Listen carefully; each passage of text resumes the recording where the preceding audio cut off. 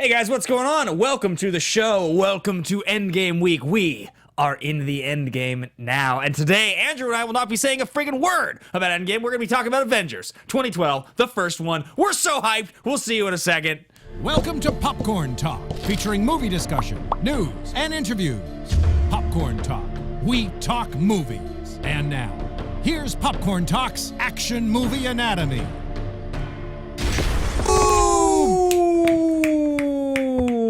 I was trying to snap you out of existence. Oh, you were... That's not a very nice thing to do. Well, I tried like 13 times. Come on. Wow. Yeah. It is Endgame week. We are here. I can't get over the fact that we're here. I can't get over the fact that our good friend Matt Haggerty has known what's happened in these films for over 2 years and never said a word to us. So I texted him this morning. Yeah, same. And I said something, and he was like, "Don't say anything. I know there was reshoots." Oh, really? Because he was like, he's seeing it tonight. Isn't that fucked up, guys? I want to swear there to emphasize how messed up I think it is. That you and I are seeing the movie before someone whose names came up in the credit within 30 seconds of the film ending. Like, cast and crew screening goes the day after press. Yeah. It's ridiculous. Not for us. But he was like, "Don't tell me anything." And I was like, "I can't believe Thanos was a chick the whole time." Yeah, so guys, just to let you know right now, before you get too worried, we did see Endgame last night. We will not be discussing anything about the film other than our spoiler-free reactions here after we get through some of the hellos and intros of the show. Yes. But we will be monitoring the chat very closely to make sure no spoilers pop up. We ourselves will not be saying any spoilers, and if we do, the show will be canceled. I will cancel the show.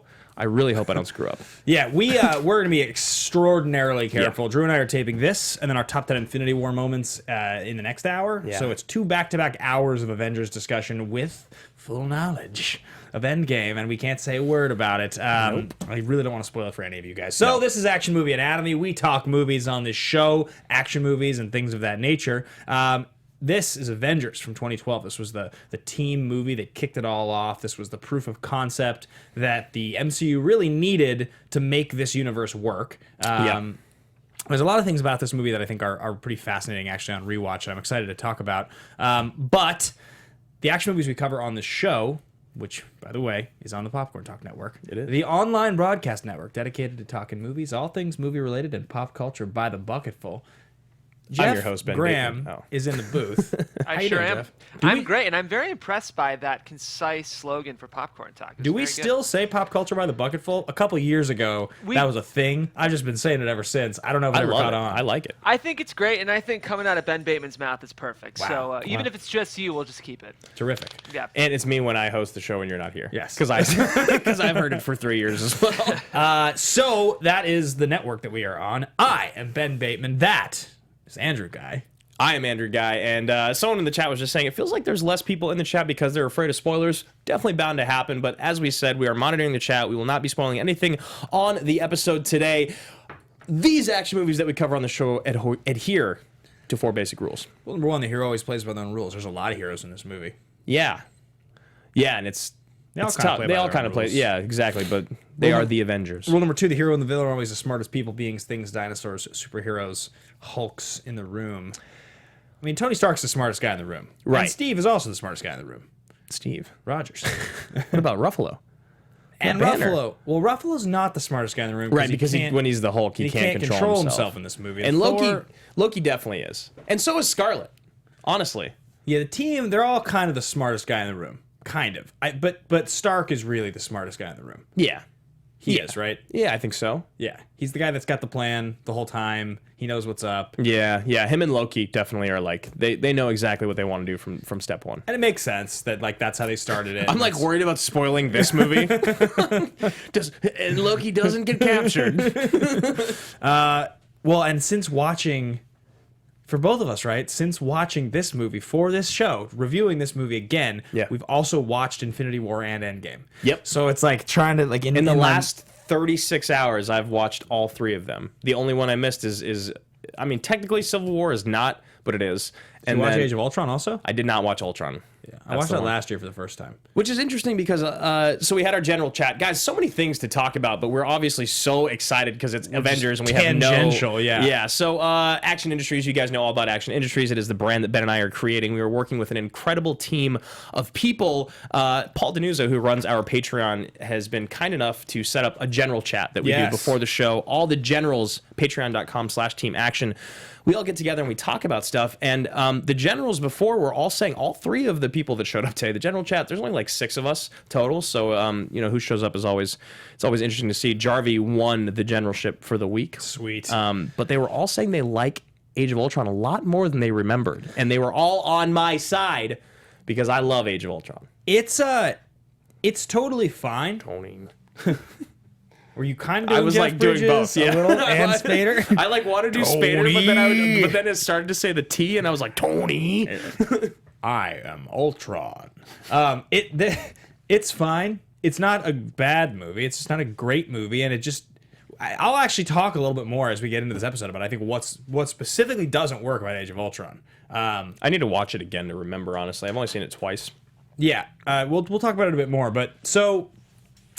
yes, there's an incredible team of people. I want to shout out every single one of them that has been building Action Industries. We've got a YouTube that's growing right now. We have this other show we do called The Action Guys. That's over on the Collider Podcast Network. We have a Twitter and an Instagram, and there's a Patreon and all this amazing stuff. So honestly, I think because we just are so tangential because we're so excited, I kind of want to almost swing back on shout outs at the end of it. The only shout out that I want to finish right now. Sure. Brand new patrons in the Action Army, Ken Huey, Yep.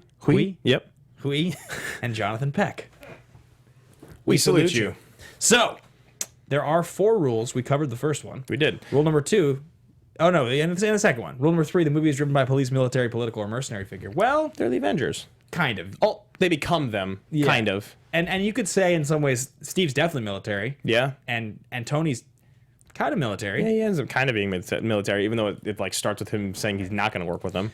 Right. Rule number 4, the movie contains a minimum of 1 explosion. Well, it's an MCU. Avengers. Yeah, exactly. It's going to be explosion. So coming up today on the show, Andrew's going to intro the segments because I can't read his handwriting. Yeah, we've got the most improved character in the MCU. After seeing Endgame, obviously we will not speak on Endgame and what happens in it at all, but we will talk about characters from the very first moment they appeared in the MCU to Endgame and who we believe is the most improved character throughout. We'll also be talking about pre-Endgame. We'll also be talking about someone who we believe could have been snapped before the MCU even started. One character that we could do without in the entire franchise. Not that we don't like them, but just if we had to get rid of someone, this would be the one person. And lastly, and firstly, is that we'll be giving our reactions to Endgame without spoilers. Yes. So you guys can follow along with me personally at Ben Bateman Media. You guys can find me at Andrew Guy. You guys can find Action Industries at Team Action Show on Twitter. Go check that out. And let's do our first reactions. This is spoiler-free. Spoiler-free. This is totally general and just quick, just so you guys know if we liked or didn't like it. Yep.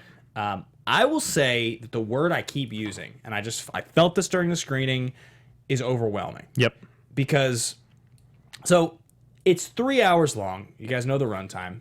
And it's like, I guess the only sort of specific thing, not to the plot, but to the feeling, is that I wondered and assumed it would feel like when you watch Infinity War, you would then go watch Endgame and it would feel like the second half of the movie. Right. Like you would pick up in the middle right. and watch the other half. Yeah, because you asked me before we saw the movie, you're like, do you think when, in retrospect, you will just see this as one film?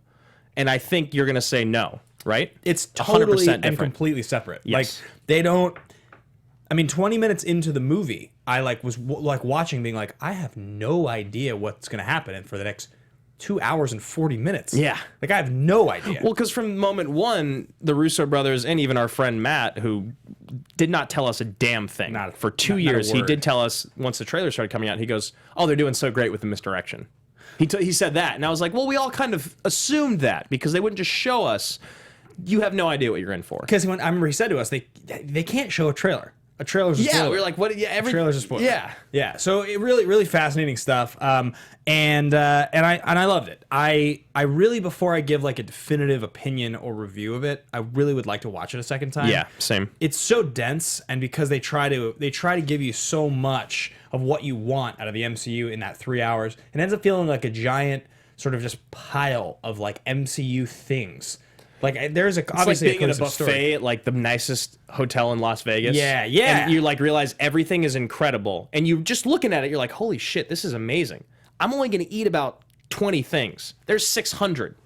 I know all 600 of them taste great. Yeah. But I'm going to try 20. I'm only gonna have time to pay attention to 20. Exactly. I'm maxed out. Yeah. I felt maxed out at the end of it. Yeah, like it is definitely an emotional overload. It is incredibly overwhelming. It is beautiful and magnificent and so incredibly engaging and compelling for 3 hours. I loved it. I think Infinity War is a better movie, even though the experience of watching Endgame for me was probably the best ever for an MCU film.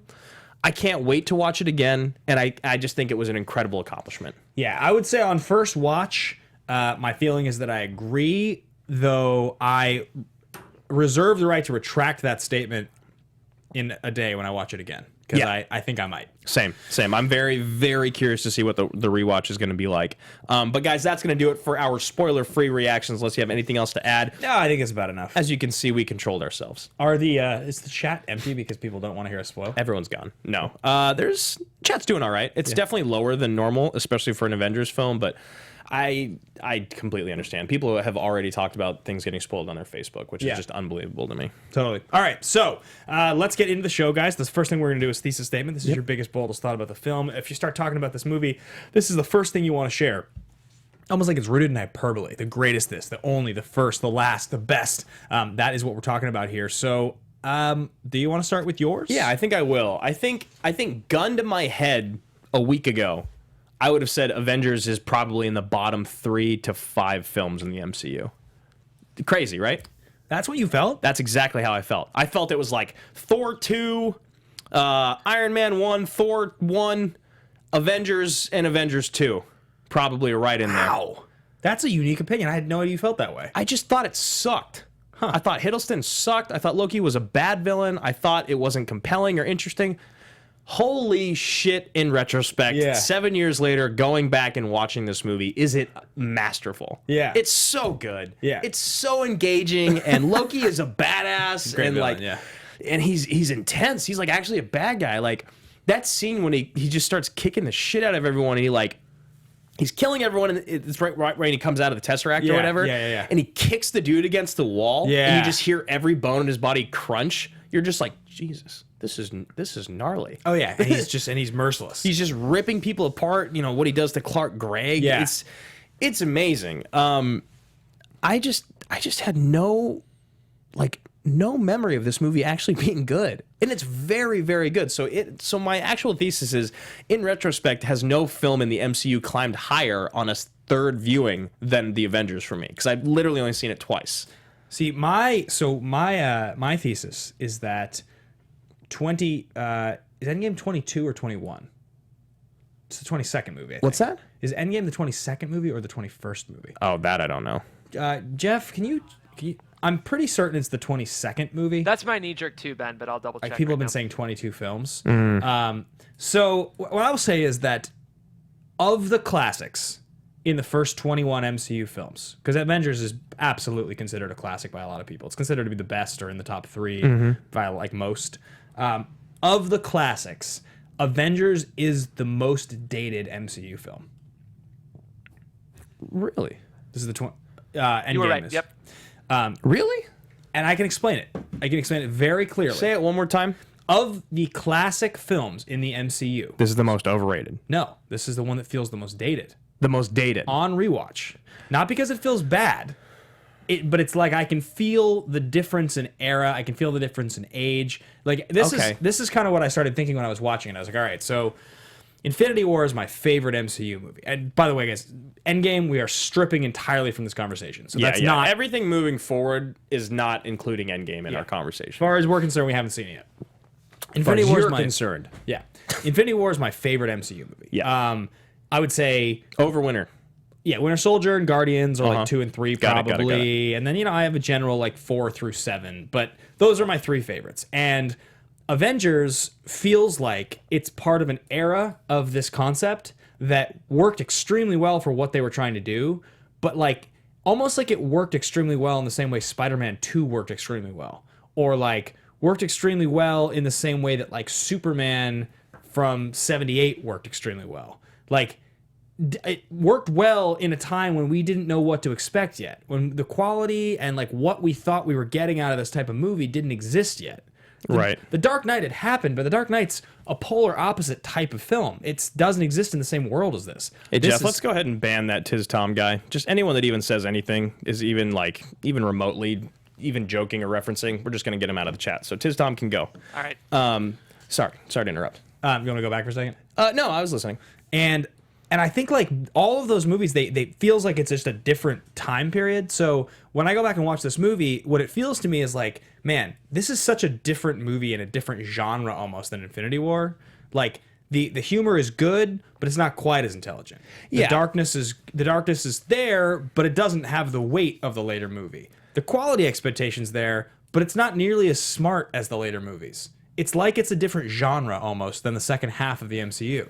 Yeah, and it really does. It truly, really does. And it's funny when you say dated. Like I definitely agree, because when you hear dated, you think effects and you think storytelling and you think acting skills, whatever it might be. It's not any of that. It is really very true though. They all look a generation younger. They all seem like they haven't completely come into themselves. And like, even though Tony has a lot of good quippy humor, he's not 100%. He's great, but he's not like RDJ in Infinity War and in Endgame and in even in Civil War. Like he's just batting 1,000, and Evans feels and Hemsworth feels, and every single one of them feels like they've completely embodied these characters. Whereas in Avengers, it does feel like they're still kind of figuring it out. Yeah, like Thor, you're still dealing with like Thor and Thor the Dark World Thor, right? You're still dealing with that version of Hemsworth. You're still dealing with like Renner is brand new to the universe. Like it's you're just figuring out who Hawkeye is. Like I don't know. And I think maybe some of that is that the relationships are not built between the characters as much as they would later be.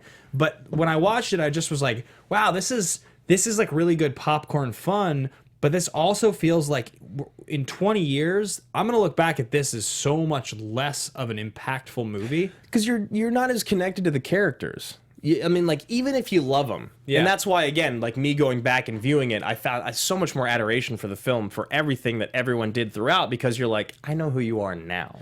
And that's Joss Whedon. That is like what it is. It's like you have Joss Whedon's voice in this movie so clearly, where the Russo brothers clearly have their voice in the later movie. And so I think when I talked a second ago about what's the issue with Age of Ultron for me and why does that movie not work? And I think the answer is it's still Joss Whedon trying to do part 2 of what he did the first time, but trying to raise the stakes by making it a little darker. Right. And he's the wrong director for it. What else has he directed? Did he direct Cabin in the Woods also? No, that's Drew Goddard. He produced it, or he wrote it maybe. He wrote it. But he did Serenity, I'm pretty sure. Yeah, right? yeah. He's popular for those, like Serenity, Firefly thing. He's and Buffy. He created Buffy, and like he's yeah, you do catch some of that like silly humor in there. For film nerds too, he has an adaptation of Shakespeare's Much Ado About Nothing. That's one of the best Shakespeare adaptations I've ever seen. I just want to plug that because it's so good. I actually think I watched that in my theater class in high school. Great. It's not a question of good or bad for me for him. It's like he fits really well for Avengers 1. I just think that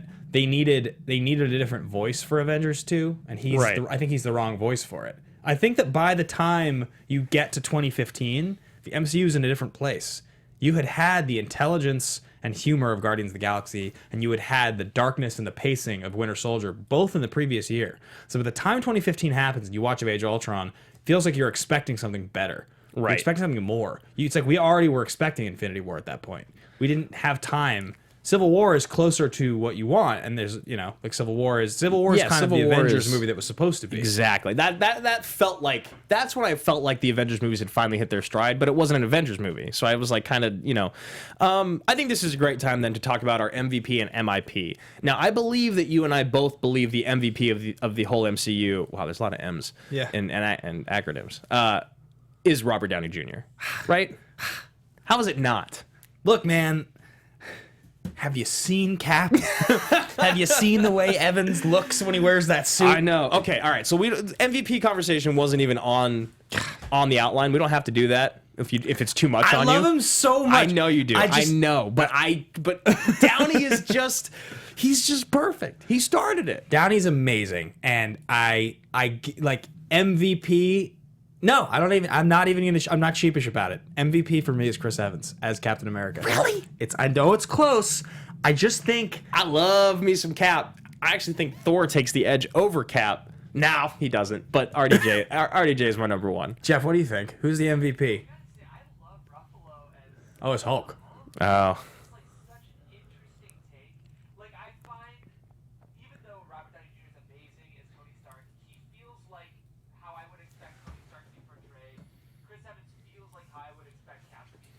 Right. Especially because he undid so many years of crappy Hulk portrayals, really brings something kind of sensitive and weird to his Hulk that I love.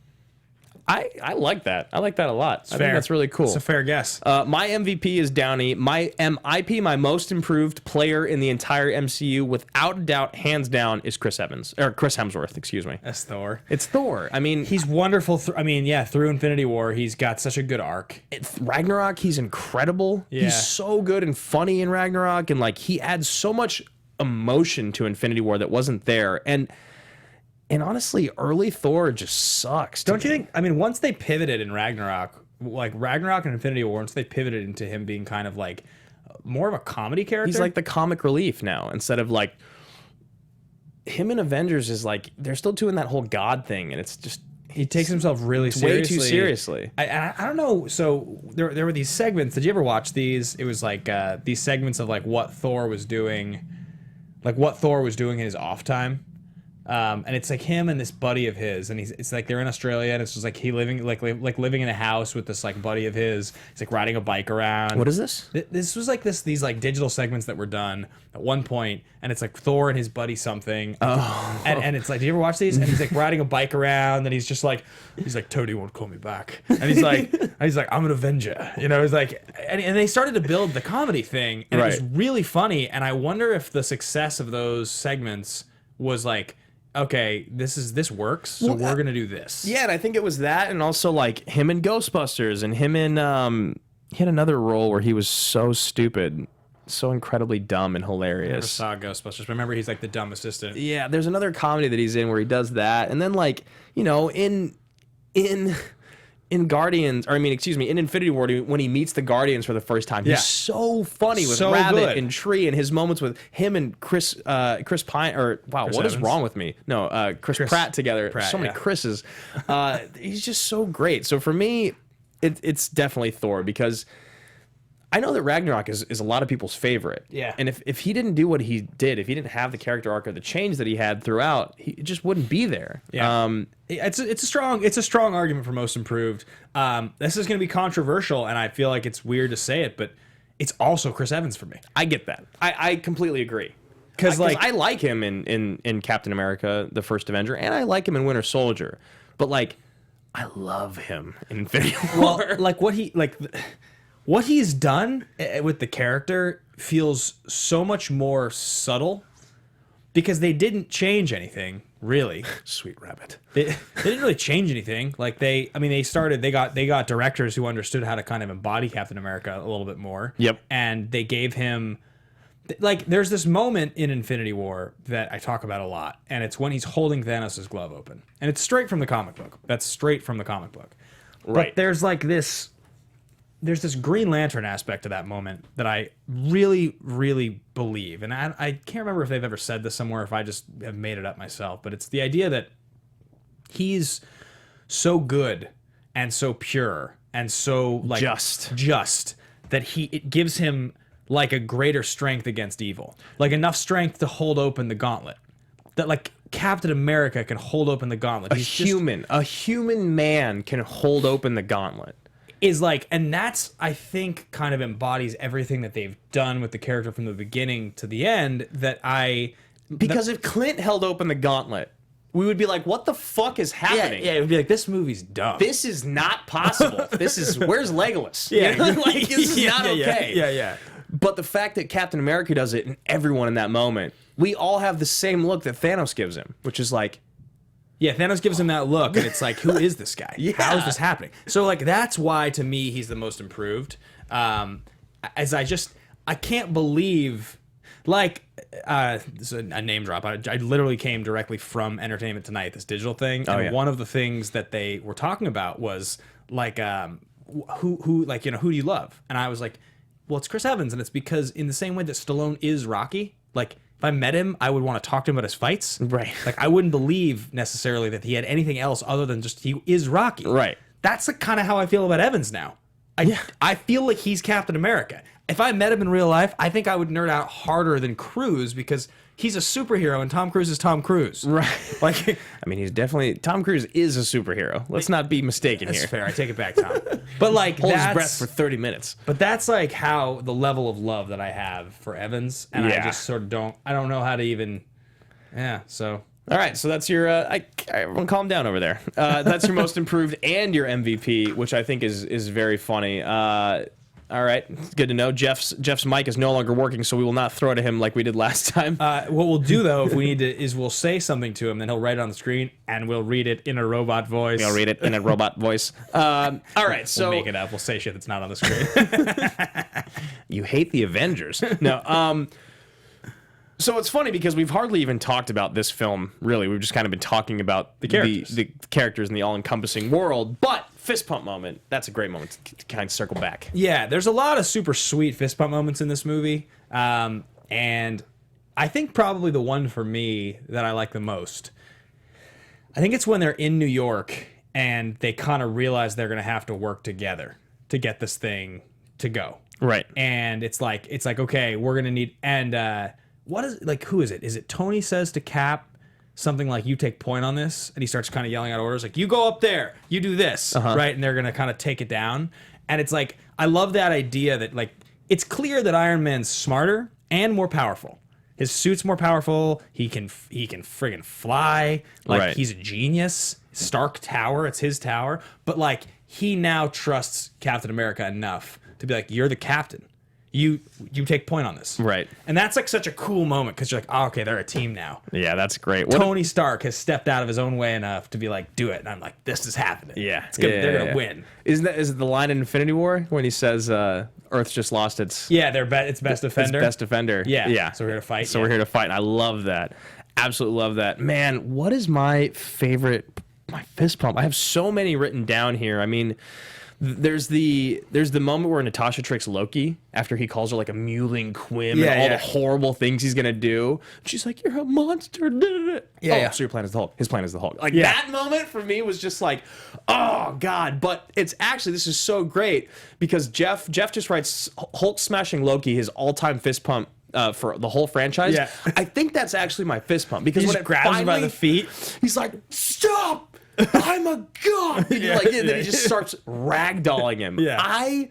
It's so comical in like a comic book and like childish, but it's perfect for the moment. And then Loki just like sits there, just like not moving. Yeah, he's like every bone in his body is broken. I love that shit. It's also such a wonderful callback in Ragnarok too, and then Loki sees Hulk.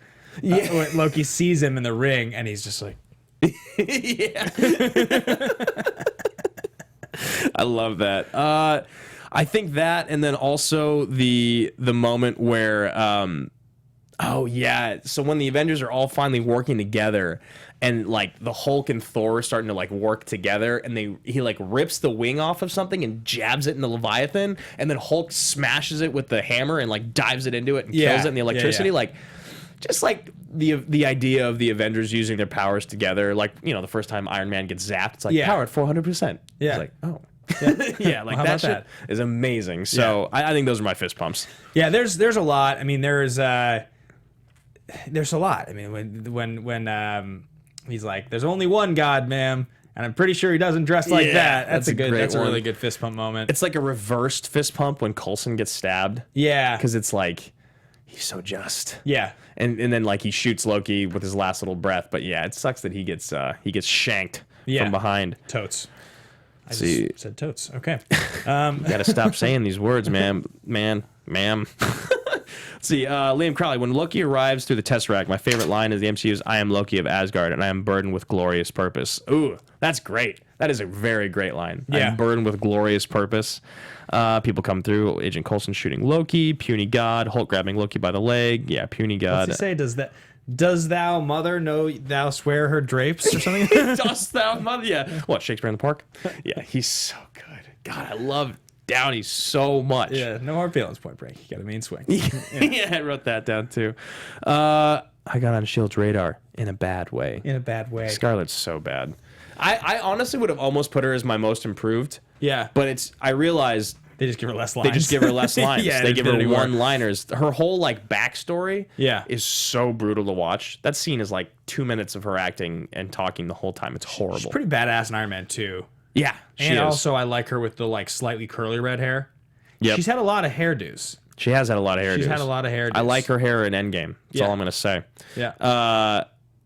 Alex McFarlane and Paul Denuzzo, the first time in New York where they circle around all of them together. Now, the fake one take is pretty badass throughout the city. You're talking about where it goes from one Avenger to the next to the next. They're all jumping around. And fighting and cutting, and it's tough because visually it's incredibly appealing because you still feel that of a one take, but then as someone who's in the industry, it's all CG and fake. So do you know what I mean? Yeah. It's not like when Cuarón does it at the end of Children of Men. No. Well, it's because it's so much of it is CG, and you just you're watching and you're just you could have just done all of this in CG. It's just a bunch of green screen. Yeah, I think they did. Yeah. Which is why it's still cool, but it's not the same. There's also when you talk about so you look at their outfits here, you talk about what's happened with all of these characters and how they look now. Yeah. I think the darker outfit that Cap is wearing with the beard in Infinity War, and I think that Thor with the shorter hair and the more of a really grizzled Viking type of look. Yeah, it just feels more mature, and that makes sense. Yeah, I mean, they wanted this to represent the comic book look. This was supposed to look like the comic book, and it had to evolve. And is Winter Soldier right after this? Is that when you see the new outfit? It's 2 years later. Is that when you see his new outfit? Cap, the darker stuff? Yeah. No. Just the improved Captain America, because that's the old Captain America suit.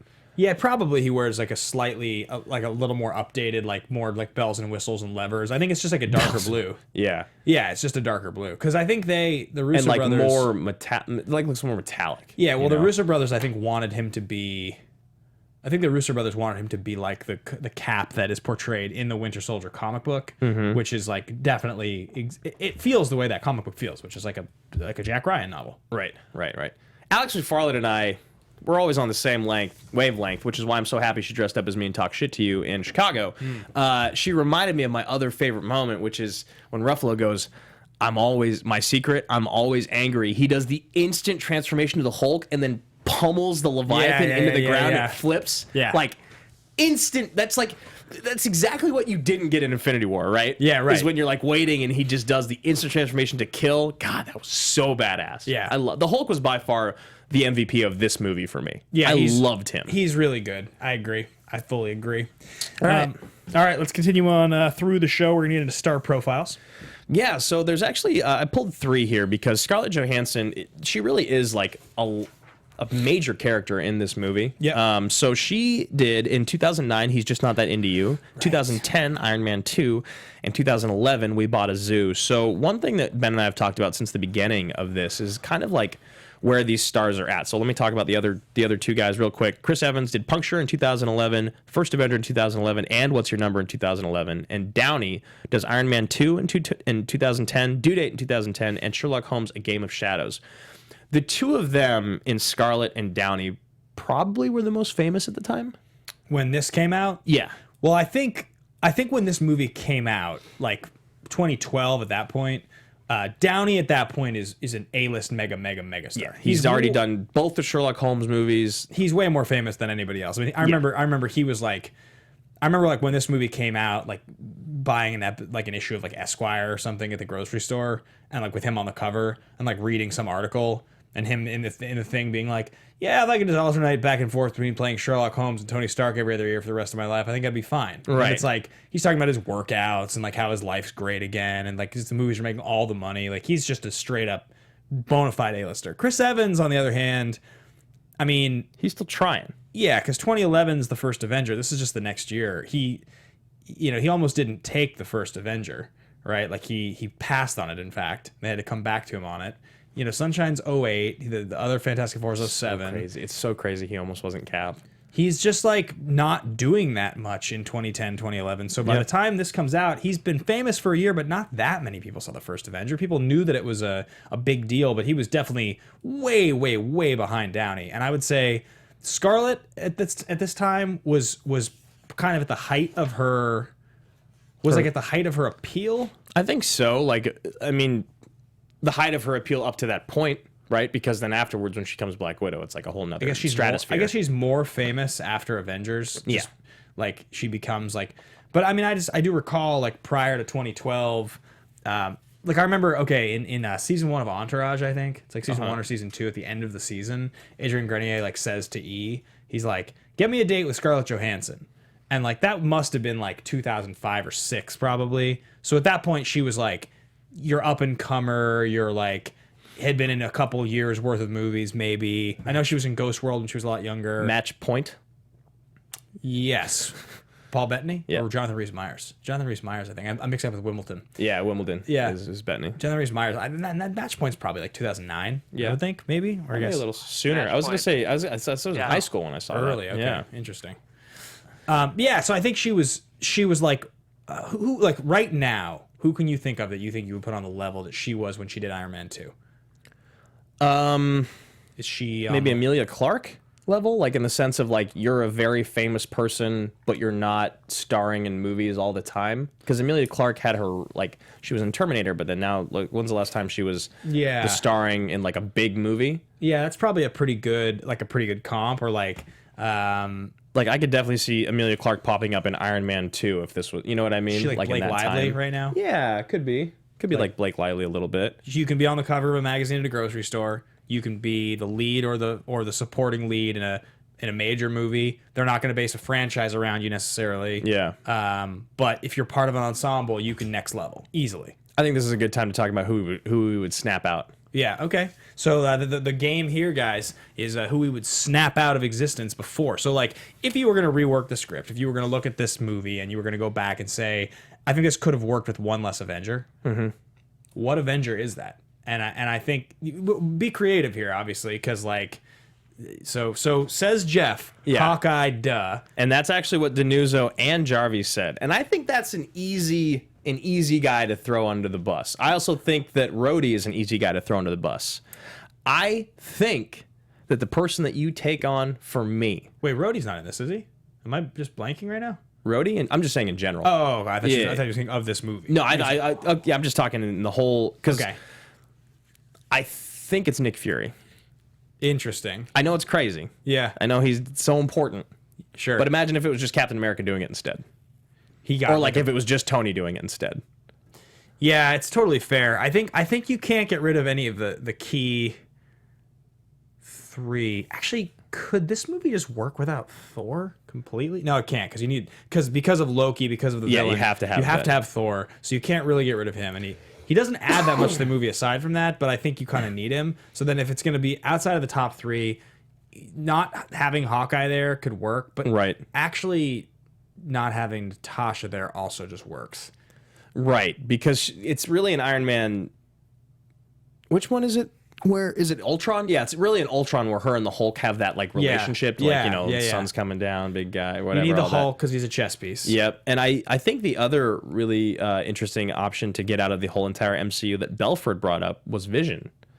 Right. Because you and I, and he actually referred to our conversation that we had during Civil War, saying if Vision wanted it at that airport scene, he could have just killed everybody. Yeah, right. Because that's the power of Vision. The only reason you actually need Vision in the MCU is to be a placeholder for the Soul Stone. But in the comics and in general, he's like a god. Wait, I always think it's the Soul Stone too. That's wrong though. It's the other one. Soul Stone. Or not the Soul Stone. It would make sense if it was the Soul Stone because he's a robot who has a soul. Right. Right. But Gamora is the one the Soul Stone in Infinity War. Yeah. Right. So what's the?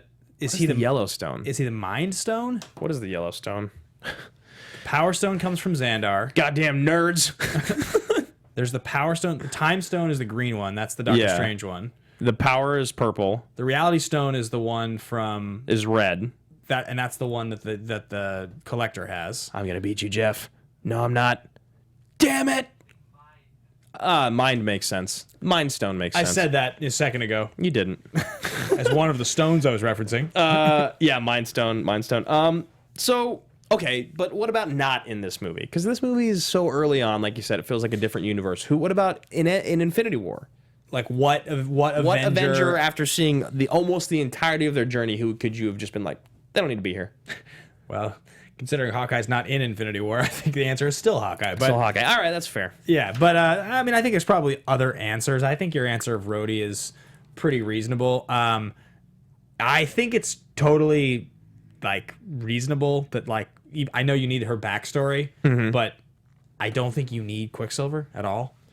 Like Scarlet Witch, Jeff says Elizabeth Olsen is super underrated, but Scarlet. Oh, Quicksilver's her brother, right? Yeah, I love her so much. I know. I'm such a fan of her character, but I think her brother as a story piece, like they just like moved on from it really fast. Yeah, it was just like your brother's dead. Alex Kessler, who I reference a lot because I see him all the time, and he's been on the show like 5 times. What he says is about the whole like Avengers 1, then Ultron, then Infinity War, is that the biggest issue that the Avengers franchise has is that so much of the emotional payoff in Infinity War comes from a storyline that happens in Age of Ultron that no one cares about. Which one is that? This Quicksilver Scarlet Witch storyline. Got it. Like her as a character, and you're supposed to care about her and Vision and like this whole relationship in Infinity War, and a lot of people just don't because no one cares about that movie. Yeah. That movie is just irrelevant. Now, I don't agree with him because I actually find that movie to be pretty boring and bad, but I love the Vision-Wanda relationship in Infinity War. Yeah, me too. I love their relationship. The death scene with Thanos and all of it is such a brutal... powerful. I love it so much. When he looks at her and he's like, "You could never hurt me. All I feel is you." All I feel is... That's so good! So good. The writing there is so good. Alex Frost says, it's just... Widow should have died fighting aliens here, or Ultron, or the aliens in Infinity War, or on the runway at, in Civil War. Like, I completely agree, Alex. Ben and I have had that conversation many, many times. I think the thing I've said a lot, and this is like my literal story of the reason that it took me until last year to watch Age of Ultron. I remember turning it on an airplane in 2015. I remember starting the movie and being like, I'm a comic book fan, like I should watch this. I don't know why I didn't see it in theaters, but I'm gonna watch it. And It was like, they're in the woods fighting these like beasts or whatever at the beginning, having a conversation on the headset when Cap's like language. And like they're all like running, and there's a shot where they all like jump in unison in slow-mo. And I was like, why is this happening? She would be dead. This is stupid. She can't jump as high as them. I'd be like, she'd be dead, and so would Hawkeye. This is dumb. Yeah. And it was just that moment of just like, you have to suspend your disbelief. You have to move on from it. But that movie just doesn't do a good enough job of the stakes being real. Whereas in Winter Soldier, you look at Natasha and you're like, holy shit, she's a badass. Yeah. No wonder she's alive. They just do it differently. So moving on to production development here, I want to give a quick shout out to Brandon Hanna, who even while on vacation has still been helping assistant produce the show and has come up with the outline for this week. Got a lot of great stuff here. We're going to kind of breeze through it. This film development began when Marvel Studios received a loan from Merrill Lynch in 2005. That's how far back this dates, 15 years essentially. After the success of the film Iron Man in 2008, Marvel announced that the Avengers would be released in July of 2011. With the signing of Johansson in March of 2009, the film got pushed back to 2012, and that's when they signed on Joss Whedon in April of 2010 to help with rewriting the screenplay that Zach Penn had originally written. So production began in April of 2011 in Albuquerque before it went to Cleveland and New York, and then a lot of it was converted to 3D in post. So because this is the era of everything had to be 3D. Exactly. So again, you see Feige just being a genius from God knows when. Long process of making these films, and then Whedon takes over, which Joss Whedon is a very interesting individual. Yeah, I mean his brand of humor is clear. Yep. Buffy is extremely famous, and that's the thing he's most famous for. I guess this is probably the thing he's most famous for now, but historically, in terms of like something he created, like his identity, it's definitely that. Yeah, and he's a guy that mixes comedy and drama and action really well. And it's funny too because this movie at the time was an unheard of concept. Like every nerd ever wanted to see a Justice League movie and an Avengers movie. Mm-hmm. Everybody ever wanted that. So he like achieved that. This movie was like the darling of this movie was everybody's darling at the time. It was. I mean, it was what, shortly thereafter. I mean, I guess it was 2 years after this that you and I went to Comic-Con. Maybe 3 or 4 years. 3 or 4. And I remember when Joss Whedon walked down the hallway of our hotel at like 11:30 at night. Yeah. A group of like 20-year-olds just lost their shit. Just chased him down the hallway. Yeah. And it was one of those things where I was like, oh wow, it's Joss Whedon. Wow, and it's not because of Buffy. Yeah. You know, it's because of Avengers. It's because of Avengers, totally. And then, Ultron had come out the year before. He was, I mean, he was on top of the world. People thought that Joss Whedon is the genius. He's the guy that knows how to do this. Right. He's the only one that can steer this ship. Whereas it feels like, as an audience, we want something different now. We don't want what he did anymore. No. What we want is what the Russo brothers are doing. Yeah. Sorry, go ahead. So that was it. So he also comes from the comic book world. That's the other thing, is having a guy who had created comic books and written comic books. He had created a comic book called Frey at one point, which is another female-led story about a badass, like basically female superhero. Any good? It was pretty good. I remember reading Frey when it came out. But so it's produced by Feige, directed by Joss Whedon. This movie was done by Buena Vista. It cost $220 million to make. Opened May 4th, 2012. Domestically made $623 million. Another $895 million worldwide, for a total of $1.5 billion. So insane. Which at the time was a lot of money. Yeah. Right now, nothing. No, still, the fact that this movie made $1.5 billion 7 years ago is just insane. Endgame is 3 hours long, and it's going to maybe make twice as much money. I know. Might make twice. It might be the highest grossing film of all time. I really want it to break every record. I just feel like it should. I was alive when Titanic came out. I was alive when Dark Knight came out. I was alive when Avatar came out, and nothing really felt the same way that this does. Now, obviously, I'm in my 30s, and I'm living in the movie space as a career, and I'm living in Los Angeles, so it's obviously much like more magnified. Yeah. But at the same time, it just hasn't felt like this. This has taken so long. It's taken 11 years from when Iron Man came out. It's not the same as like Batman Begins in 2005, Dark Knight in 2009. You know, it's 4 years. What did you tweet about Endgame? What's your tweet? Did you? I did. You saw it? I tweeted it this morning. You did? Yeah, let's read our tweets. All right. Because I think this is interesting. Because it's something you just reminded me of that I said in mine. Well, because you know me. You know how like of a passionate early viewer I am. Yeah, I wanted to give it overnight for me. So I wrote, that's Riley's. Mark Riley wrote, #Avengers Endgame is my everything. I can't form into words for this tweet. Just see it. It's astounding. I want to see it 87 more times and change my name to Avenger and star falls out of chair.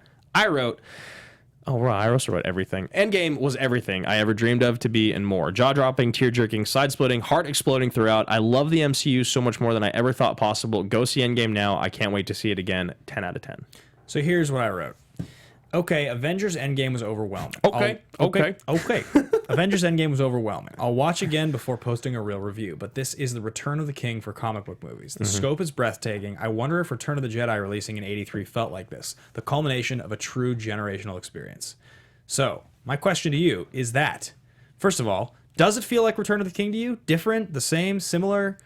It still feels like more to me, because again, not only was I so much younger, it also was 3 years. Right. It was, from the first Lord of the Rings, not 11, Second question, neither of us were alive in 1983. And I know that we didn't have a 24-hour media cycle and social media didn't exist in 83. But I wonder if the people that were alive and were our age in 1983 remember Jedi coming out and feeling this way. Like, I can't imagine that it didn't feel like you were witnessing something incredible.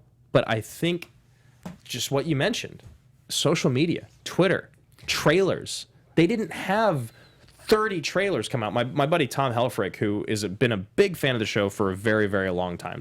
Honestly, since episode 1. And every now and then he'll text me. He texted me yesterday and asked me a question about the budgeting. He's like, do you have any idea what the budget is for Endgame's PR? Yeah. He's like, is it, are they really going to make that much more money spending $200 million as opposed to $300 million on a movie that everyone already knows about and everyone's already going to see? And I thought it was fascinating. And I told him, I was just like, honestly, I think when you have that much money, you just want to beat everyone else, right? You just want to break all the records. You want to hold all the belts, as they say. Spend all the money. Spend all the money because you already know this movie's going to make over $1 billion. So what's 300 million more if that means that you have the highest opening weekend ever, and you have the movie that hits $1 billion faster than any movie ever? Yeah. So I think the other thing to reference the differences are, and Jeff says here, do you foresee a legit above the line Oscars for love for Endgame? My answer to that is no. Do you foresee legit above the line? It'll get technical nominations, but it's not going to get any nominations for any of the. I don't think. I would be shocked if it did. It doesn't feel like it did. It doesn't, like, if that was going to happen, I think it would have happened for Infinity War. Yeah. It's hard to imagine them doing it for this movie, but I guess it could have been for the same way that Return of the King did it. But my thing that I was going to ask you was, or just state. So 6 years between 77 and 83 for Star Wars. Yeah. 6 years. In 11 years, the difference between 6 is that in 11 years, you could, let's say Iron Man came out when you were 12 years old, okay? You're finishing up middle school. You have now gone through high school, all of college, you have your first adult job, and you're in your mid-20s at this point. That's the difference. You could be somebody who was 12 years old, finishing up your, like, adolescent puberty. Right. You go all of high school, all of college. You're in graduate school. You're talking about MCU. Yes. That's the length of this experience for people. Whereas if you think about 11 years and what happens in someone's life in 11 years, and if you're an adult, if you're 30 when the first one comes out, in 11 years' time, you probably are married with a child at that point. Dude, in 2008, I didn't live in Los Angeles. I never thought I would be on camera speaking about films as a host. I never thought I'd be a host, period. I just figured that I would try to do the acting thing. And I'm doing both, but, like, I never, ever imagined where I would be now. And I think about how much this franchise has meant to me over that 12 years from 2008 to what I feel like is 2020 to me now. Yeah. Which is crazy that we're already halfway through 2019, essentially. I just can't imagine that it had the same impact because, like, I've always loved Batman more than anything in the MCU. Yeah. And when Batman Begins came out and I knew Dark Knight was coming out and I'd seen the trailers with Heath Ledger, like, I couldn't wait. Yeah. I stood in line for hours. Like, I did the thing that you do. Yeah. I went to a premiere last night at Disney Studios to watch Endgame. Yeah. I've been dying for this movie for years and years. I've been dying to hear anything about this movie for 2 years since we have someone that's known the answers. Yeah. You know what I mean? Yeah, like, yeah. I just think that this is the culmination of, like, my theater going experience in my life. Yeah, it's a pretty crazy experience. So far, critical reception on this is 8.1. No, not so far. This is Avengers still. Oh yeah, right. 9.3. We keep moving over. I just keep Endgame. wanting to start talking about 9.3 right now. It's pretty high. Yeah, 8.1 on IMDb, 92% on the tomato meter, 91% from the audience. Feels appropriate. Feels a little high. Yeah, a little high. I think this movie is not quite that good, but but good. Next up, we have favorite line. Yeah, favorite line. So, like, it's the one great thing about these, and I'll even say it with Endgame, is, like, you'll get lines early on where you're like, God, that's great. That's so funny. Yeah, that's the best line of the movie. And then you'll write down, like, 20 more. Yeah, right. Yep. And so the first one that I loved was when Coulson comes in and he's like, his first name is Agent. Yeah. You know, it's not whatever. But then he goes, like, office hours are every other Thursday between, like, 9 and 12 p.m., whatever. It's just, like, something absurd. Or between 8 and 5 every other Thursday. But I think my favorite actual line is, I think it's when Loki says, if you fail, if the Tesseract is kept from us, there will be no realm, no barren moon, no crevice where I can't find you. You think you know pain. Or no, what the Frost guy says to Loki. He goes, he will make you long for that so sweet as pain. Yeah. It's just like one of those things that I thought about. I was like, man, could you imagine getting tortured so bad that your pain that you imagined before was, like, wonderful? Yeah. I love that line. I thought it was so intense. So that's my favorite line. That, and also, you got to mean sweet Point Break. Keep your head up. Yeah, that's a good one. No hard feelings. I like when Downey walks in and he's like, that man is playing Galaga. Thought no one noticed, but we did. But we did. And then, like, everybody's listening, and then it goes to the end of the scene, and it cuts over, and the guy's actually playing Galaga. Or Gattaca. Or Galaga. Yeah. Galaga. I love that. Yeah, that's great. I also really love when Evans is like, I love their interaction early on, because he still calls him Mr. Stark and stuff. So he's like, Mr. Stark, we need a plan of attack. I do have a plan. Attack. Yeah, it's just a sweet line. Or when he's like a bunch of monkeys. He's like, I understood that reference. I understood that reference. Yeah, that's a good one. I got that. Also from Cap is like he's just getting his ass beat. Yeah. And Thor's there with him. And Thor's like, we got another wave coming or whatever. Yeah, He's like, you ready? And he's like, what are you getting sleepy? Yeah. I just love all those wonderful lines from Cap where it's like, you're dying. Yeah. And you're going to stand back up. Of course, man. He's the greatest soldier. He's the best. He's the greatest. He's the greatest ever. He's the greatest ever. It's like a Peter Parker and into the Spider-Verse. Got to keep getting back up. All right, guys. So we have an AMA question to answer here from Christian Hestus. This is from our contest we do every single week on Instagram. Saturdays. Where that's at Action Industries on Instagram. Go subscribe right now or follow, whatever it's called on the thing that people do. Christian Hestus. One of my favorite things I love about the Avengers is the amazing Alan Silvestri soundtrack. So my question is, how does this soundtrack compare to other soundtracks in the MCU? Without a doubt, bar none, no question, I can say the Avengers theme has become as iconic to me as like any the Rocky movie theme score. Maybe not quite the Rocky theme. It's like at this point it feels like Star Wars level. Yeah, it's incredible.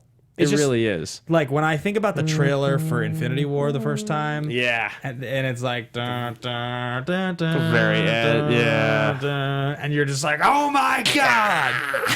Yeah, it's kind of. I mean, this is where it starts. Yeah. Right. So it's hard to say because I think it's used better maybe in Infinity War or maybe honestly just in the trailers. Like the use of his score in the trailers is maybe the greatest success. But if you're talking for an entire film, I mean, this is where it came from. This is where it originated. So I can't. It's hard to give a nod to any other one. Yeah, absolutely. So I think the next question here is going to be that there are 3 action movie categories: totally ridiculous, totally legitimate, and ridiculously legitimate. Now, we explained them a million times. They speak for themselves. Where does this movie fall for you? Can you go first? I'm going to put this movie in the middle category. Yeah. I'm going to say this movie is ridiculously legitimate because the stakes weren't real enough for me yet to feel like in every moment I was in.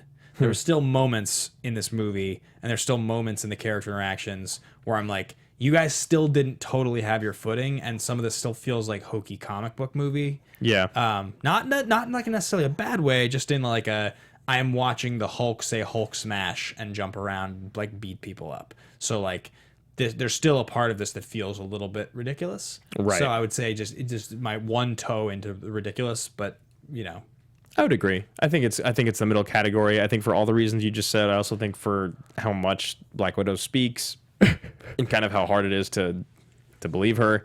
But yeah, I think there's just a couple moments throughout where I'm not completely all in, whereas like with where it's at now, all the films that come out, I'm like completely sold. I'm on board. It's kind of like an amazing testament to just like the faith that Feige and Marvel had in the product, that they had done a decade of pretty middling Marvel movies. Yeah. And then they launch Marvel Studios and they're going to do this whole idea. They're going to do 1, 2, 3, and then, you know, and they're going to make really four movies. And then they were going to make Avengers. And that like the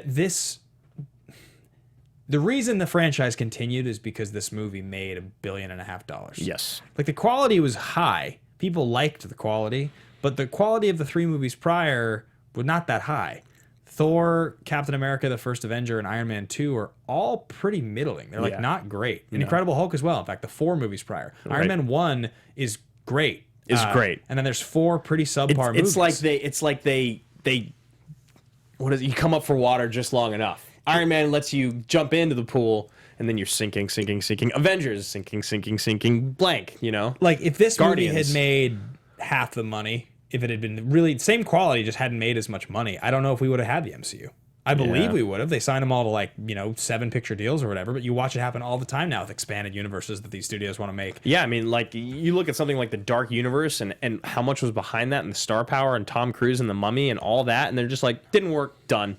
There should be supposed to be 7 King Arthur movies. Yeah. I don't think they're making a second one. They're still coming. So, yeah, I guess we can get into the next segment of the show. Yeah, there's only one thing left. It's called The Pitch. I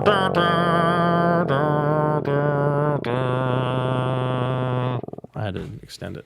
Nice. That's good. I like that. That's a pretty good one. There's so much crazy stuff coming up between the action guys and between Action Movie Anatomy. Yes, it's going to be absolutely insane.